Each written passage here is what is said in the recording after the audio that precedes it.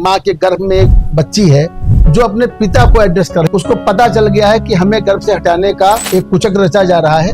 कि पापा मैं बस कुछ ही दिनों में आने वाली थी,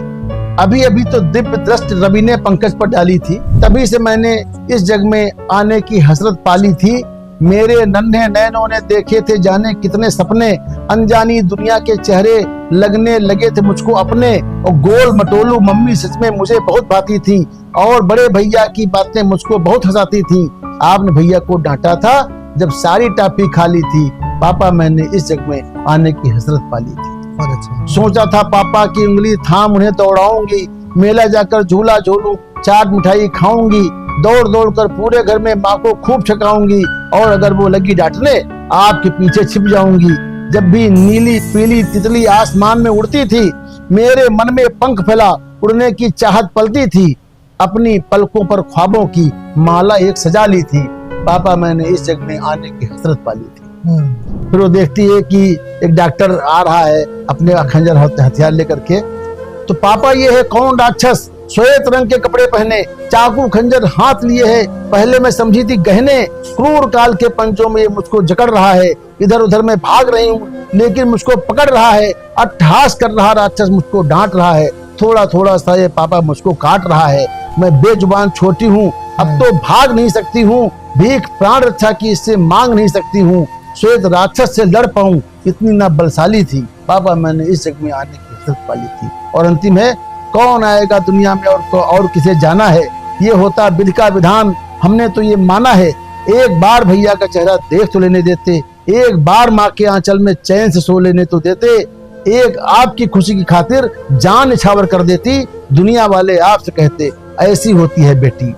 सिर्फ हमारे लिए आपकी सारी जेबें खाली थी, पापा मैंने इस जग में आने की हसरत पाली। बहुत शानदार। हमें अपनी भाषा का गौरव होने की, हमें हिंदी बोलने में, हिंदी में बात करने में, हिंदी में लिखा पढ़ी करने में बिल्कुल संकोच और शर्म नहीं है। दूसरी भाषा सीखना चाहते हैं साउथ की, आप वो सीखिए, आप उर्दू सीखिए, आप संस्कृत सीखिए, लेकिन तमाम भारत में जन्मी भाषाओं को सम्मान देने की जरूरत है, उनको सीखने की जरूरत है। तो यूरोप के तमाम देशों में या रूस वगैरह में, जापान में मेडिकल और इंजीनियरिंग की पढ़ाई उनकी अपनी भाषा में, समाज के जो कमजोर तबके के लोग हैं, वंचित तबके के लोग हैं,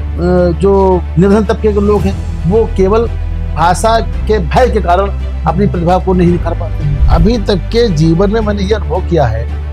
कि चाहे कोई वैज्ञानिक हो, चाहे कोई चार्टर्ड अकाउंटेंट हो, चाहे किसी डॉक्टर हो, किसी भी क्षेत्र से जुड़ा व्यक्ति हो, उसके अंदर संवेदनाएं तभी आएंगी जब वो साहित्य से जुड़ेगा। वो साहित्य किसी भी भाषा का हो, हिंदी का हो, अंग्रेजी का हो, उर्दू का हो, कोई भी संस्कृत हो, आगे आने वाले 100-200 साल के बाद कोई नहीं जानेगा कि आप लखनऊ शहर का या सीतापुर शहर का सबसे बड़ा धन्ना सेठ कौन था, लेकिन उस समय का कवि कौन था, शायर कौन था, उपन्यासकार कौन था, इसको 100-200-500 साल के बाद भी लोग जानेंगे। तो कहीं ना कहीं मन में ये भाव था कि हम जब इस दुनिया से रुखसत हूँ तो भी हमारे परिवार के लोग, हमारे समाज के लोग जाने, को केरे हुए गोड़ छुए, को के खुपड़ी दे मारे, न जाने कितने वादा कर घंटन लेक्चर वे दे डारे। एक नेताजी खद्दर पहने, टोपी बुर्राक लगाए लिहिन, और जब वे हमरे घर आए तो हमसे या फरियाद किन, वे बोले भैया आपकी से तुमरे बस याक सहारा है, अब तुम्हें वोट दो हमका अपनाओ बीच मझधारा है।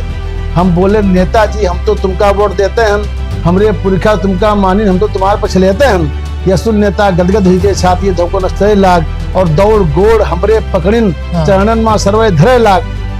हम मने मन क्रोधित हुई कि जब ये हमरे चरणन पर हैं तो जीत इलेक्शन संसद का, ये देश की सेवा का करें। तो आपके पसंदीदा सूत्रधार